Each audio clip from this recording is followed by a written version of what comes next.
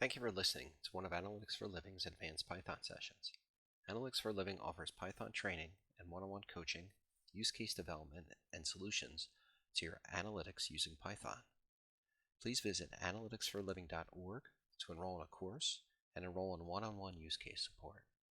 In this session, we'll be reviewing Numpy reshape to reshape an array.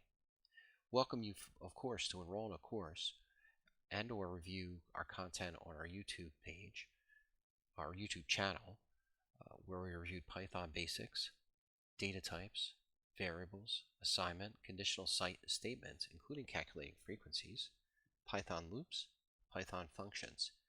We also have a review of NumPy functions, including creating a NumPy array of zeros, ones, uninitialized array, range of values, generating spaced values, and now we're going to review reshaping an array.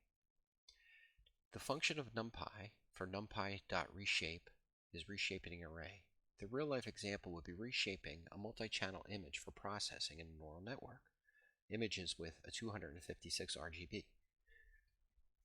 First step is to type in import numpy as np.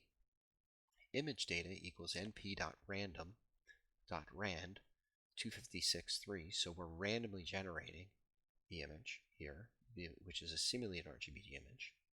Then we'll reshape the image instead of a 3 with a -1, and the output will reshape the image 256 times 3. So the first step is import numpy as np. We'll create first the image data, the 3. Here's the image data that quickly. So you see the image data is corrected. Next, we're going to use the image data in the next line to now call this the reshaped image. Again, we reshape the image here, that is the 3.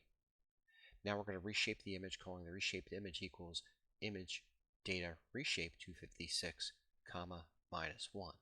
As you saw before, it was image data equals np random 256.3, simulated RGB image.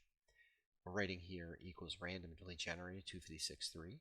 We'll reshape the image with a -1, and we'll call this the reshaped image. Quickly, as you see, the array numbers are different from the first one and the second because we did reshape this image accordingly. I hope you enjoyed this session, and we'll continue other sessions and also enroll in one of our Python courses, including advanced Python, statistics, and also machine learning.